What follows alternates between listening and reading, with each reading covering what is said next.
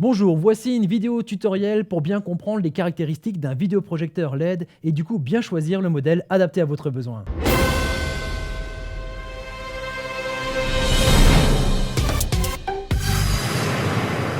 D'abord, pourquoi limiter notre présentation uniquement au modèle LED? Eh bien pour plusieurs raisons.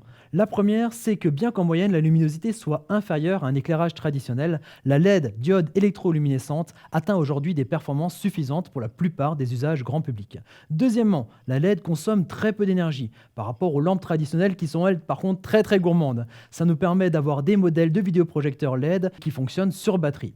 Elle a une durée de vie bien plus longue, environ 30 000 heures d'utilisation. Sur ce point, elle est imbattable.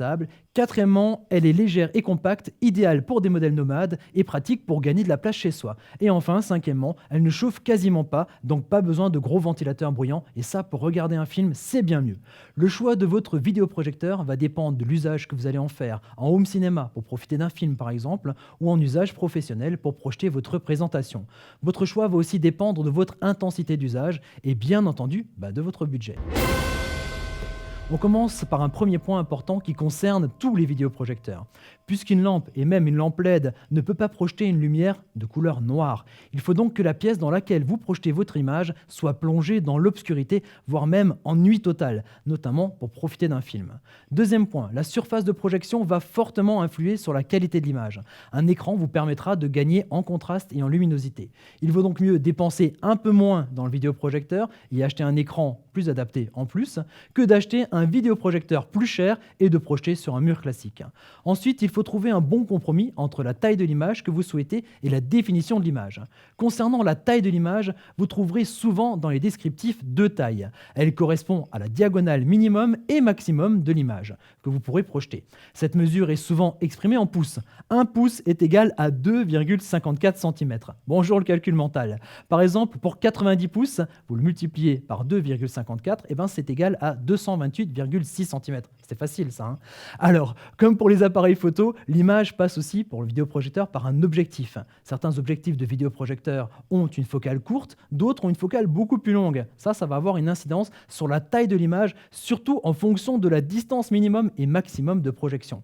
Certains vidéoprojecteurs ont un zoom qui permet d'ajuster un petit peu ce rapport taille-image et distance de projection, mais forcément, à 10 cm du mur, vous n'aurez pas une image qui fait 4 mètres de diagonale, et à 4 mètres de distance, vous n'aurez pas une image sur votre mur qui fera 10 cm. Enfin, concernant la définition, plus c'est grand, mieux c'est. Plus sérieusement, une bonne définition va vous permettre de projeter des images de plus loin ou de regarder votre écran de plus près sans voir apparaître les pixels de l'image. Vous l'avez compris, avec un vidéoprojecteur, tout est une question de lumière et de luminosité. On la mesure d'ailleurs cette luminosité en lumens ANSI. Plus le chiffre est grand, plus c'est lumineux. Un picoprojecteur comme celui-ci peut faire une quinzaine de lumens, quand un vidéoprojecteur haut de gamme, il peut déplacer facilement les 10 000 lumens. L'autre point important, c'est le contraste de l'image. Nos fameux noirs plus ou moins profonds. Ils se mesurent en taux de contraste, 800 pour 1 ou 1000 pour 1 par exemple. Plus le premier chiffre est grand, plus l'image est contrastée. Alors, entre luminosité et contraste, que choisir? Si possible, les deux. Mais s'il y avait des compromis à faire, moi je vous conseille de privilégier un contraste maximum pour votre home cinéma. C'est vrai, en général, on regarde un film les volets fermés. Par contre, si vous souhaitez utiliser votre vidéoprojecteur pour des présentations, des diaporamas, c'est la luminosité qu'il faut privilégier. Il fait rarement nuit noire dans les salles de réunion et le vidéoprojecteur est souvent installé très loin des écrans. Autre point, puisqu'on ne peut pas toujours installer son vidéoprojecteur exactement en face de l'écran, vérifiez s'il dispose d'un système de correction du trapèze de l'image, soit avec une fonction Shift qui va agir sur la lentille optique, soit avec une fonction Keystone qui va corriger la déformation de manière numérique pour avoir des images bien carrées ou bien rectangulaires. Avant d'acheter votre vidéoprojecteur, vérifiez aussi si les connectiques sont compatibles avec vos appareils et pensez éventuellement à acheter un câble assez long pour relier les deux. Sinon, vous pouvez aussi opter pour un vidéoprojecteur avec un lecteur multimédia intégré pour lire vos vidéos directement sur une carte SD ou sur une clé USB. Bravo, vous avez l'image de votre film, mais pas encore le son. Il existe des vidéoprojecteurs qui intègrent un système de son plus ou moins puissant, mais pour bien profiter d'un film, rien ne vaut une sonorisation adaptée. Selon votre budget, vous trouverez votre bonheur avec une chaîne Hi-Fi, une barre de son ou un système audio surround 7.1 Dolby Digital.